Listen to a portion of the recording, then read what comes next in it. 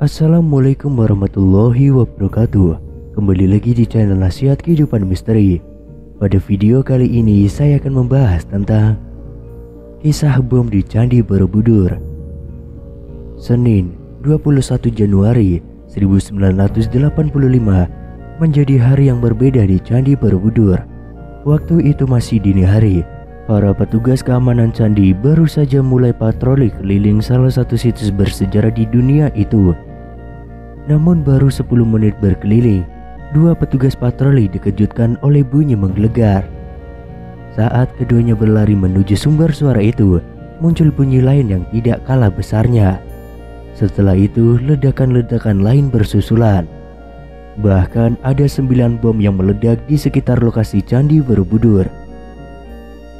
Bom Candi Borobudur adalah peristiwa pengeboman peninggalan sejarah Candi Borobudur dari zaman dinasti Selendra yang terletak di Borobudur, Magelang, Jawa Tengah pada hari Senin 21 Januari 1985. Peristiwa terorisme ini adalah peristiwa terorisme bermotif jihad yang kedua yang menimpa Indonesia setelah pembajakan pesawat Garuda DC-9 Mulia oleh anggota Komando Jihad pada tahun 1981.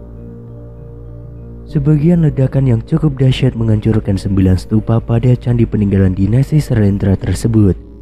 Otak peristiwa pengeboman ini adalah Ibrahim alias Muhammad Jawad alias Kresna yang oleh polisi penyelidik peristiwa pengeboman ini dikata untuk dalang pengeboman.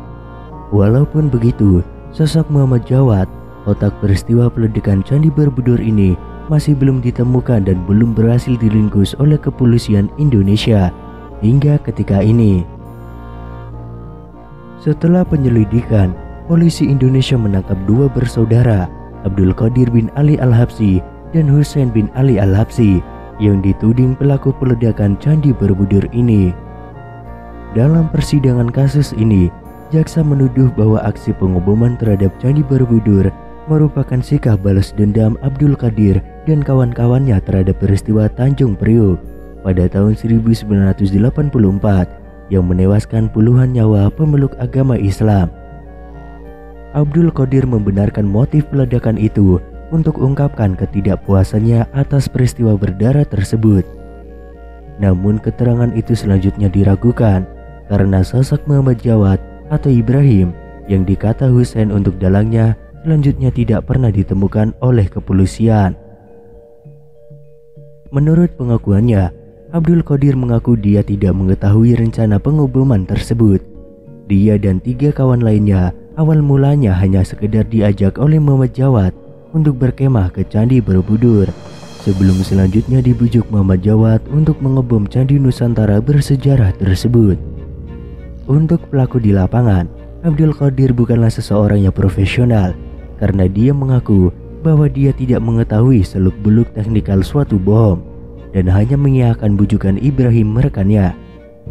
Setelah menyetujui bujukan Ibrahim, mereka selanjutnya diberi sejumlah bom rakitan yang telah dirakit secara rapi. Menurut pengakuannya, Ibrahim adalah orang yang merakit bom-bom tersebut. Bahan bom terbuat dari TNT, tipe batangan PE808, tipe produksi Dahana. Tiap bom rakitan terdiri dari 2 batang dinamit yang dipilin dengan selotip. Abdul Qadir dan pelaku yang lainnya selanjutnya hanya tinggal memasangnya di dalam stupa dan memencet tombol berupa tombol arloji untuk mengaktifkan bom saat tersebut. Abdul Qadir selanjutnya divonis oleh Pengadilan Negeri Malang dengan hukuman penjara 20 tahun setelah terbukti melakukan peledakan itu. Kakak Abdul Qadir, Husain bin Ali Al-Habsyi, selanjutnya dihukum penjara seumur hidup di Lembaga Permasyarakatan Kelas 1 Lowok Waru, Malang. Abdul Qadir bin Ali Al-Habsyi memperoleh remisi Presiden Republik Indonesia setelah menjalani hukuman 10 tahun, dan Husain bin Ali Al-Habsyi selanjutnya mendapat gerasi dari Presiden B.J. Habibie pada 23 Maret 1999. Husain hingga sekarang menolak tuduhan atas keterlibatannya dalam peledakan Borobudur dan menuding Muhammad Jawad adalah dalang dari peristiwa tersebut. Lama setelah peristiwa bom Borobudur, Ibrahim alias Muhammad Jawad belum juga dapat ditemukan dan ditangkap oleh kepolisian Indonesia. Menurut pengakuan Hussein, sosok Muhammad Jawad adalah nyata karena orang itu pernah datang ke majelis taklim yang dipimpin Hussein di kota Malang.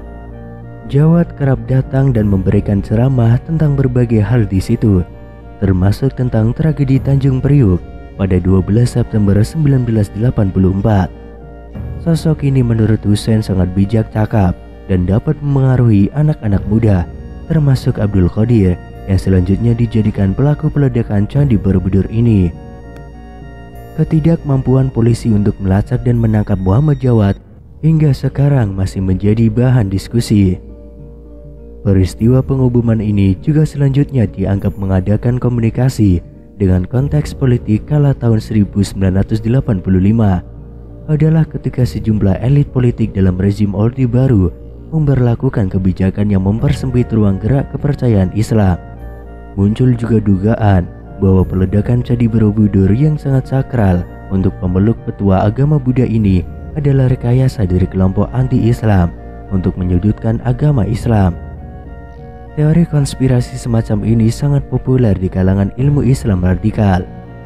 Presiden Soeharto menanggapi ledakan di Borobudur itu dengan mengatakan bahwa para pengebom adalah orang yang tidak memiliki kebanggaan nasional karena Borobudur merupakan monumen bangsa yang bahkan telah menjadi warisan budaya dunia.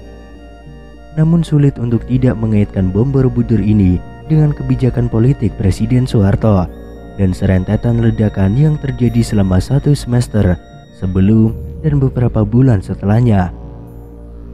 Bahkan pada 4 Oktober 1984, bom meledak di sejumlah kantor cabang Bank Sentral Asia (BCA) di Jakarta. Bom pertama meledak di kantor BCA cabang Pacenongan, Jawa Barat.